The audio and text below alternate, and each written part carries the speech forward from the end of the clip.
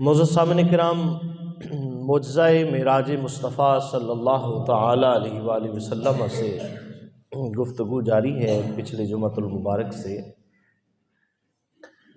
معجزہ کا معنی یہ ہے کہ جو انسان کی عقل کو عاجز کر دیتا ہے۔ معجزے کے بارے میں تحقیق نہیں کی جاتی، یہ بات ہمیشہ یاد رکھی جائے، کیونکہ تحقیق وہاں کی ہوتی ہے جہاں تک انسان کی عقل کی رسائی ہے، اور معجزہ ہوتا ہی وہ ہے جو عقل سے ماوراء ہوتا ہے۔ عقل سے ماوراء معجزہ ہوتا ہے، اور عقل میں وہ آنے والی چیز نہیں ہوتی، جیسا یہی معجزہ ہے معراج مصطفیٰ صلی اللہ علیہ وسلم۔ اور معجزہ کب دکھایا جاتا ہے اور کیوں دکھایا جاتا ہے؟ یاد رکھیے کہ انبیاء کرام جب اللہ کی توحید کی تبلیغ کرتے ہیں نا، تو ان سے پھر یہ سوالات ہوتے ہیں کہ جی آپ نبی ہیں، آپ نے نبوت کا دعویٰ کیا ہے، جی کیا دلیل ہے جی آپ کے پاس؟ کوئی دلیل تو دو۔ آپ بھی تو ویسے ہی جیسے انسان نظر آ رہے ہیں، تو آپ نے جو نبوت کا اعلان کر دیا کہ میں نبی ہوں، تو کوئی دلیل دو۔ اس کا مطلب یہ ہوا، توجہ ہے سب کی، آپ کے ذوق نے بات آگے بڑھانی، اس کا مطلب یہ ہوا کہ وہ سامنے جو معجزہ طلب کرنے والے ہوتے ہیں وہ کفار مشرکین آپ صلی اللہ علیہ وسلم کے سامنے ہیں، تو ان کو پتہ ہے کہ اللہ کا نبی ہوتا ہی وہ ہے جو ایسے کام کر جاتا ہے جو عام بندے سے کام نہیں ہوتے، اس لیے وہ مطالبہ کرتے ہیں کہ دلیل دو۔ مثال کے طور پہ ابو جہل نے ہاتھ میں کنکریاں اٹھا لیں اور کہنے لگا جی بتاؤ میری مٹھی میں کیا ہے؟ تو اب مٹھی میں بند کر کے اس نے پوچھا کیا ہے؟ اس کا مطلب یہ ہے کہ ہے وہ کافر اور کافروں کا سردار ہے۔ آپ صلی اللہ علیہ وسلم نے فرمایا میری امت کا سب سے بڑا یہ فرعون ہے۔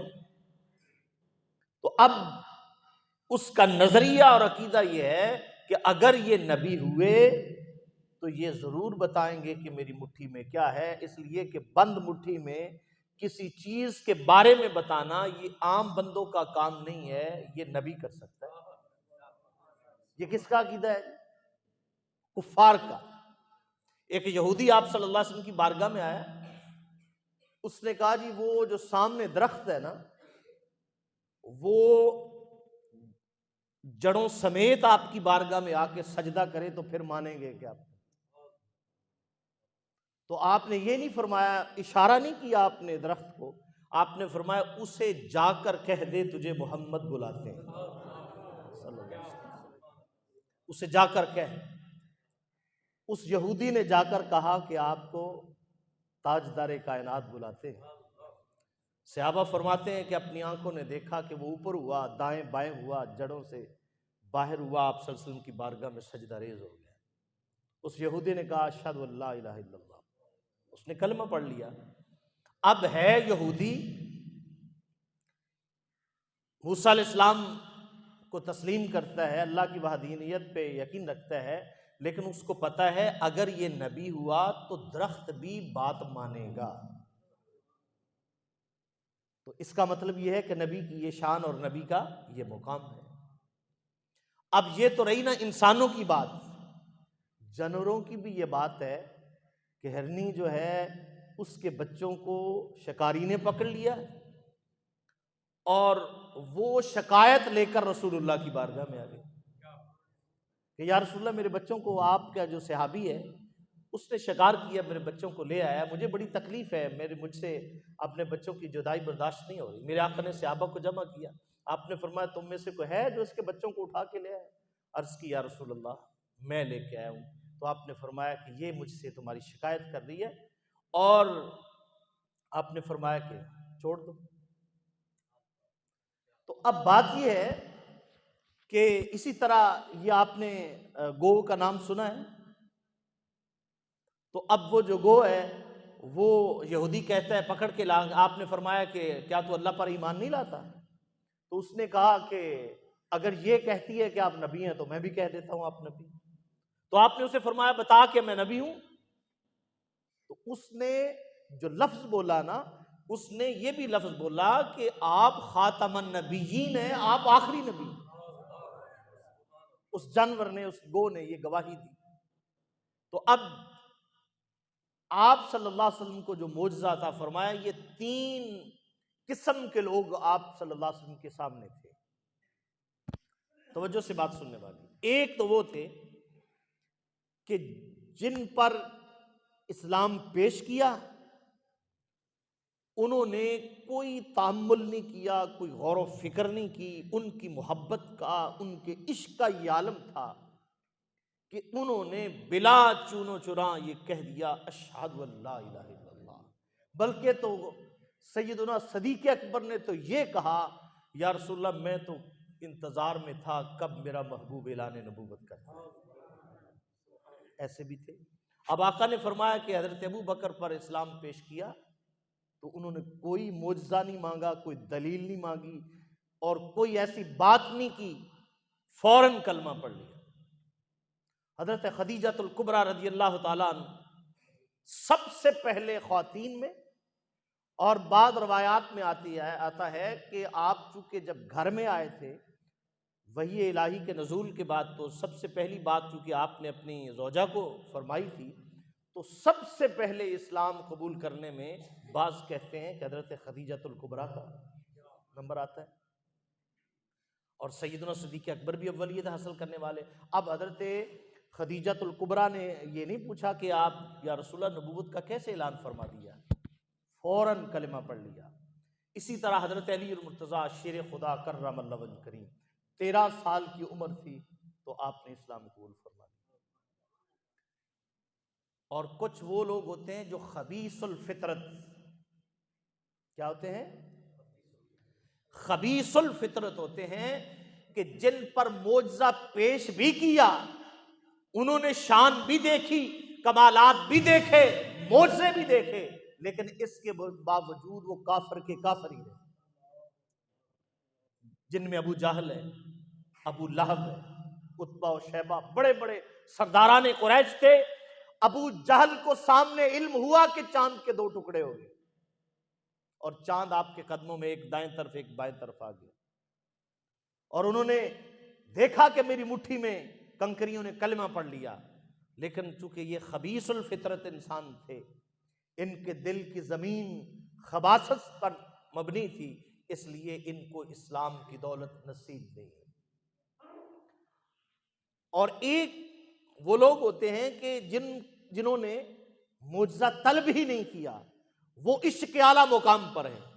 اور کچھ درمیانے اعتدال پسند وہ لوگ ہیں کہ جن پر اسلام تو پیش کیا لیکن انہوں نے کچھ سوچنے کا وقت مانگ لیا. انہوں نے کہا کہ ہم اس بارے میں سوچ بچار کرتے ہیں. تو انہوں نے سوچ بچار کی، اس کے بعد ان لوگوں نے سوچ بچار کرنے کے بعد آپ کے مقام کو دیکھا، آپ کے معجزے کو دیکھا، تو انہوں نے بھی کیا کر لیا؟ کلمہ طیبہ پڑھ لیا. یہ اس طرح 3 قسم کے جو لوگ تھے وہ آپ صلی اللہ علیہ وسلم کے سامنے تھے.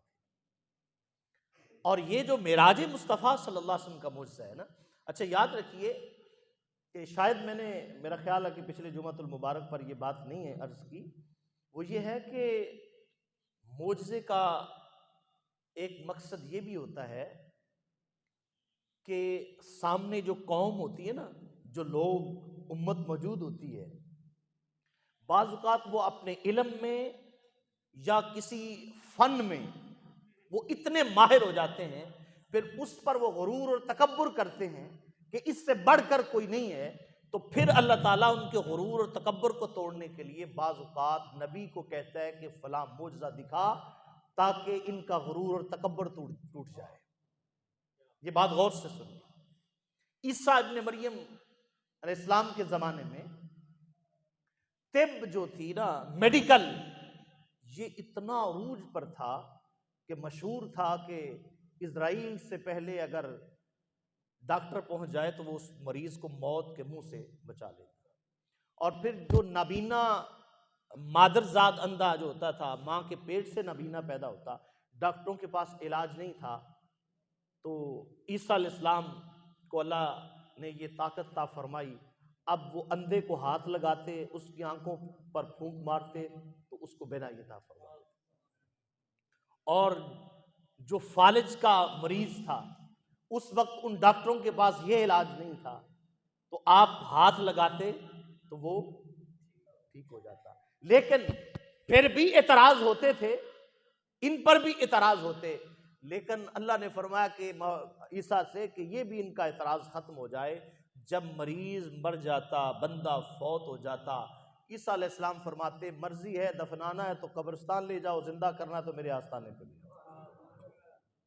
قرآن کہتا ہے اب مردے کو ہاتھ لگاتے اور فرماتے قم باذن اللہ، اٹھ اللہ کے حکم سے، تو وہ مردہ چارپائی پہ کفن سمیت جس کو قبرستان میں دفنانے کے لیے لے جاتے وہ اٹھ کے بیٹھ جاتا.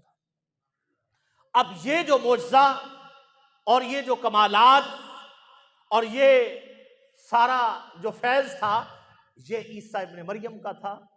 اور اس سے بڑھ کر ہمارے بعض بھائیوں کو، لوگوں کو اس بات کی سمجھ نہیں آتی، لیکن قرآن کہتا ہے کہ کچھ لوگ آ کر عیسیٰ علیہ السلام سے سوال کرتے کہ آپ اللہ کے نبی ہیں، تو ہم کیسے یقین کریں اللہ کے نبی ہیں؟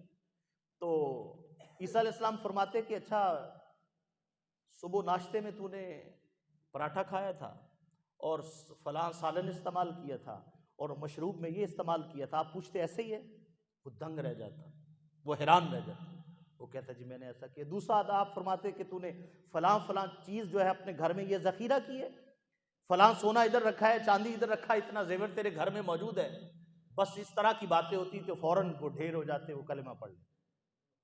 تو قرآن نے خود فرمایا کہ عیسیٰ علیہ السلام فرماتے کہ اگر تم میری نبوت کو نہیں مانتے تو میں بتاتا ہوں تم کیا کھا کے آئے ہو، کیا گھروں میں ذخیرہ کر کے آئے ہو، میں بتاتا ہوں. اب اللہ کے نبی کی شان کیا ہوتی ہے؟ اعلیٰ حضرت مجدد دین و ملت امام احمد رضا نے نبی کا معنی یہ لکھا ہے. نبی کا عرفی اصطلاحی معنی تو یہ ہوتا ہے نا کہ نبی تبلیغ کرنے والا، توحید کی دعوت دینے والا، لیکن نبی ناباؤن سے مشتق ہے، اور ناباؤن عربی کے اندر کہتے ہیں غیب کی خبریں دینے والے کو نبی کہتے ہیں. کہاں کی؟ بولیے. اچھا بعض اوقات جب ہمارے کم پڑھے لکھے بندے آتے ہیں نا عمرہ کر کے یا حج کر کے، وہ آب زمزم لے کے آتے ہیں، تو ہمارے بھائی بعض اوقات وہ بول دیتے آب زمزم کا پانی. کبھی سنا ہے؟ بولتے ہیں نا لوگ جی آب زمزم کا پانی پینا ہے. اب یہ ڈبل معنی ہو گیا، آب کا معنی بھی پانی ہے اور پھر لفظ بول دیتے ہیں پانی. اب لفظ کیا ہے؟ بولیے. آب زمزم. اب زمزم والا پانی، اس کا معنی ہی آب زمزم. تو زمزم جو ہے یہ حضرت حاجرہ علیہ السلام نے لفظ بولا تھا جب پانی نکلا تھا نا، تو آپ نے فرمایا تھا زم زم، ٹھہر جا ٹھہر جا. تو آب جو ہے یہ عربی کا لفظ ہے اور آب کا معنی کیا ہے؟ پانی ہے. تو آب زمزم ٹھہرا ہوا پانی. تو اب بعض اوقات لوگ بول دیتے ہیں، اتنا ان کو شعور نہیں ہوتا، وہ کہتے ہیں جی آب زمزم کا پانی پئیں گے آپ. چلو کوئی بات نہیں، جملہ استعمال ہو جاتا ہے. اب کئی لوگ کہتے ہیں ہم سے جی نبی جو ہے، آپ کہتے ہیں جی نبی غیب کی خبریں جانتا ہے، تو یہ کیسے ہو سکتا ہے؟ اب یہ ہے کہ نبی غیب کی خبریں جانتا ہے، یہ معنی بھی ایسے ہو گیا جیسے آب زمزم کا پانی، چونکہ نبی کا معنی ہی وہ ہے کہ نبی ہوتا ہی وہ ہے جو غیب کی خبریں دیتا ہے. اب کوئی سوال کرے جی نبی کو علم غیب ہوتا ہے، یہ جملہ ہی غلط ہے. اعلیٰ حضرت فرماتے ہیں نبی ہوتا ہی وہ ہے جہاں حواس خمسہ، انسان کے حواس خمسہ کی طاقت ختم ہو جائے، وہاں سے نبی کی ابتدا ہوتی. سمجھائیے بات. حواس خمسہ کیا ہے؟ انسان 5 چیزوں سے علم حاصل کرتا ہے. کان سے سنتا ہے، علم آیا. آنکھ سے دیکھا تو علم آیا، اور ناک سے کوئی چیز سونگی تو علم آ گیا. زبان سے کسی چیز کو چکھا تو علم آ گیا، اور ہاتھ سے کسی چیز کو ٹٹولا، ہاتھ میں کوئی چیز آئی تو علم ہوا. یہ 5 ذرائع ہیں علم کے، اور ان 5 ذرائع کو کنٹرول کرتی عقل. اگر بندہ پاگل ہو جائے عقل ٹھکانے نہ رہے تو یہ حواس اسے فائدہ نہیں دیتے، جسے ہم پاگل آدمی کہتے ہیں۔ ان حواس کو ختم کرتی ہے کہ کون بھائی؟ عقل۔ تو عقل ان 5 حواس کو ختم کرتی ہے۔ جتنی عقل تیز ہوتی جائے گی وہ اتنا بندہ زیادہ پڑ جائے گا، ذہین اور فتین جسے ہم کہتے ہیں۔ مثال کے طور پہ ذہین بہت آدمی ذہن تیز ہے تو وہ سائنسدان بن جاتا ہے، ڈاکٹر بن جاتا ہے، سکالرز بن جاتا ہے، انجینئر بن جاتا ہے۔ اور اگر بندے کی عقل کمزور ہے، جسے ہم دماغ کہتے ہیں، کمزور ہے، تو وہ کم پڑھا لکھا ہوتا ہے، وہ اتنا نہیں پڑھ سکتا۔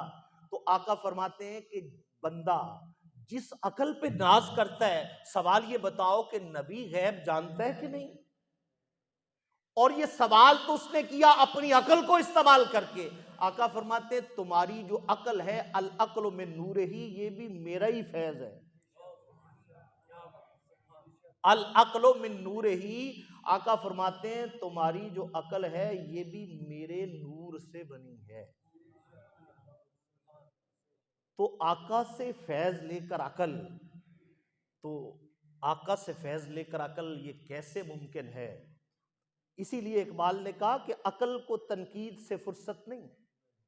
اقبال کہتے ہیں عقل کو تنقید سے فرصت نہیں، عشق پر اعمال کی بنیاد رکھ۔ اور عقل جو ہے نا، عقل لولی لنگڑی ہے۔ کسی نے کوئی فیصلہ دیا تو کسی نے کوئی فیصلہ دیا، کسی نے اپنی عقل کے مطابق کوئی فیصلہ دیا، کسی نے کچھ فیصلہ دیا۔ اور اقبال کہتے ہیں عقل، اور پھر یہ بھی اقبال نے کہا، اقبال کہتے ہیں کہ اچھا ہے کہ دل کے ساتھ رہے پاسبان عقل۔ کہتے ہیں کہ دل کے ساتھ عقل رہے تو یہ اچھی بات ہے، لیکن اقبال کہتے ہیں کبھی کبھی اسے تنہا بھی چھوڑ دے۔ فرماتے دل کا تعلق عشق سے ہوتا ہے، فرمایا عقل کو سائڈ پہ رکھ کر کبھی کبھی عشق میں بھی، رسول اللہ کے عشق میں بھی آیا کر، پھر دیکھنا کیسے تمہیں نظارے آتے ہیں۔